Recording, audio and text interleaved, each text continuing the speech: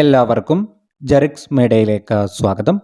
സാമൂഹിക സുരക്ഷാ ക്ഷേമ പെൻഷനുകളുടെ കുടിശ്ശികയിൽ ഒരു ഗഡു കൂടി അനുവദിക്കാൻ സർക്കാർ തീരുമാനിച്ചു. മെയ് മാസത്തെ പെൻഷനോടൊപ്പം ഒരു ഗഡു കുടിശ്ശിക കൂടി നൽകാനാണ് നിർദ്ദേശം. ഇതിനായി 1800 കോടി രൂപയോളം വേണ്ടിവരും. ഓരോ ഗുണഭോക്താവിനും 3200 രൂപ വീതം അക്കൗണ്ടുകളിലേക്കും കൈകളിലേക്കും എത്തിച്ചേരും. ഗുണഭോക്താക്കൾക്ക് സാമൂഹിക സുരക്ഷാ പെൻഷൻ നേരിട്ട് കൈകളിൽ എത്തിക്കുന്നതിന് ഒരു തുകയും ഗുണഭോക്താക്കൾ നൽകേണ്ടതില്ല.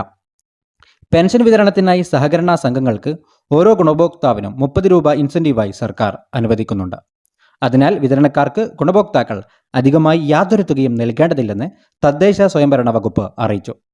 കേന്ദ്ര നയങ്ങൾ മൂലം സംസ്ഥാനം നേരിട്ട രൂക്ഷമായ ധനഞെരുക്കത്തിന്റെ ഭാഗമായി കുടിശ്ശികയായ ക്ഷേമ പെൻഷനിലെ ഒരു ഗഡുവാണിപ്പോൾ വിതരണം ചെയ്യുന്നത്. 5 ഗഡുക്കളാണ് കുടിശ്ശികയായത്. അവ സമയബന്ധിതമായി വിതരണം ചെയ്യുമെന്ന് മുഖ്യമന്ത്രി നിയമസഭയിൽ അറിയിച്ചിരുന്നു.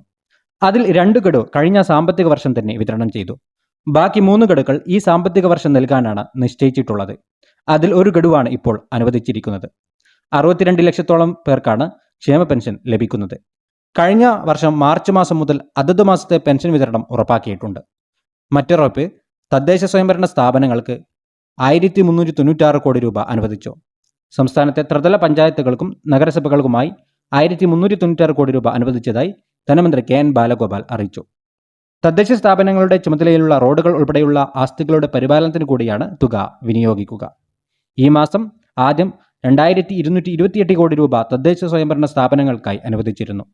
വികസന ഫണ്ടിന്റെ ഒന്നാം ഗഡുവായി 2150 കോടി രൂപയും ഉപാധിരഹിത ഫണ്ടായി 78 കോടി രൂപയുമാണ് അനുവദിച്ചത്. ഒരു മാസത്തിനുള്ളിൽ 3624 കോടി രൂപ തദ്ദേശ സ്ഥാപനങ്ങൾക്കായി സർക്കാർ നീക്കിവെച്ചു.